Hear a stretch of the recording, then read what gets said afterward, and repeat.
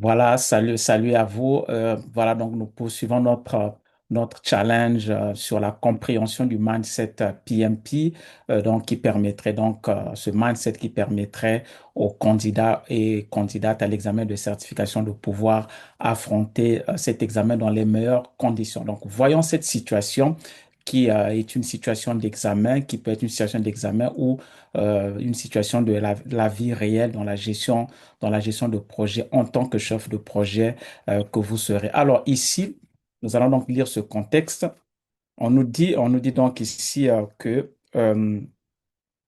donc la situation qui est présentée ici, voilà, on nous dit dans le cadre d'un projet prédictif, le chef de projet finalise les critères de sortie d'un important projet de développement système. À ce stade, un responsable de la gestion des risques et de la conformité l'informe qu'un livrable, donc informe le chef de projet qu'un livrable supplémentaire doit être réalisé suite à l'adoption récente d'une loi par les autorités locales. Cette modification est susceptible d'impacter la date de livraison prévue du projet. Donc, lorsque nous voyons dans cette situation, la première des choses, comme nous l'avons dit dans la précédente vidéo, qu'il faut chercher à identifier dans ce contexte, c'est les éléments clés. Et donc, parmi les éléments clés, nous pouvons tout de suite la regarder, cet élément de l'adoption de loi. On nous parle d'une nouvelle loi qui serait adoptée. Donc, ça, c'est un des éléments qui ressort donc de cette situation. Le second élément que nous pouvons voir, c'est l'élément, on nous parle également d'un livrable supplémentaire. Donc, cette adoption de loi pourrait nécessiter donc conduire à un livrable supplémentaire. Et donc, si nous savons que s'il y a un livrable supplémentaire, ce livrable supplémentaire pourrait venir impacter la date de livraison initialement prévue du projet. Donc, voilà les trois éléments qui ressortent donc de cette situation. Voilà, regardons maintenant les propositions qui nous sont faites. Que doit faire le chef de projet? La proposition A, on nous dit rencontrer les parties prenantes et les informer que la demande ne faisait pas partie des critères de sortie.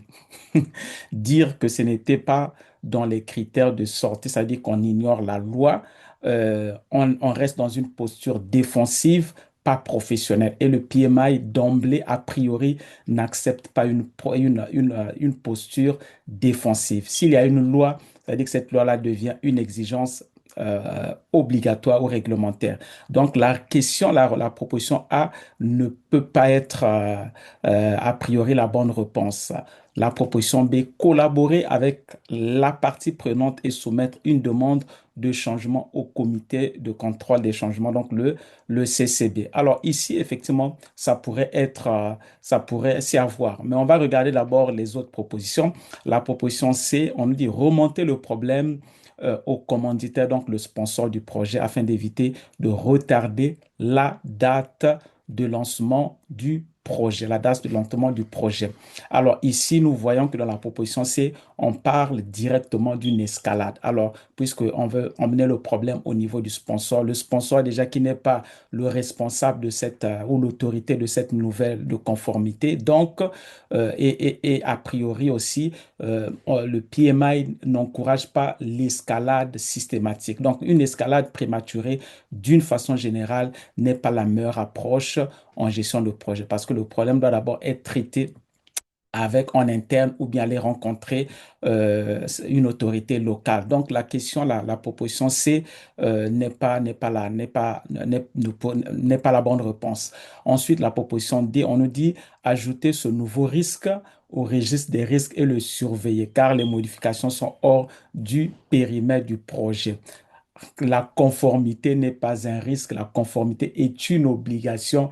Malheureusement, on ne peut pas négocier avec une loi comme celle d'une autorité locale. Ce qu'on a à faire, c'est de s'adapter donc à cette loi-là. Donc, la proposition D n'est pas également la bonne. Donc, nous voyons ici que lorsqu'on combine les trois éléments que nous avons vus, donc les trois éléments, notamment la conformité obligatoire, la gestion du changement, l'impact que cela créerait au niveau du calendrier, le mindset ici qui est attendu par le PMI et donc pour l'examen du PMP, c'est que les processus formels soient respectés et que la loi ne soit pas ignorer.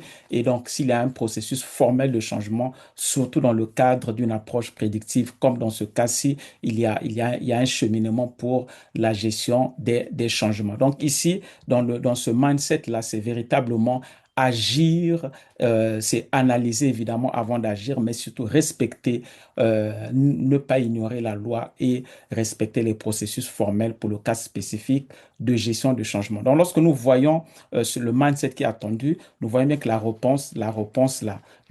meilleure réponse serait donc la proposition B, parce que c'est la proposition B, effectivement, qui répond à ce mindset du PMI parce que on va rencontrer la partie prenante, on va soumettre la demande de changement parce que c'est une loi, donc c'est le changement s'impose et bien évidemment l'équipe va analyser l'impact de ce changement, notamment comme nous l'avons dit, sur la portée du projet. Donc la bonne réponse ici par rapport au mindset, c'est la réponse B.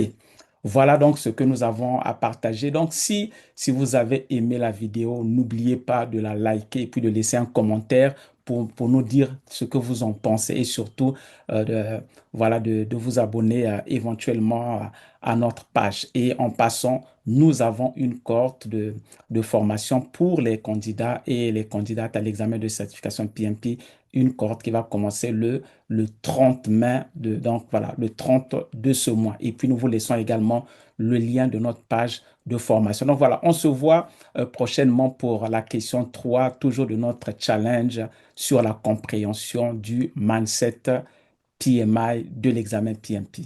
Merci.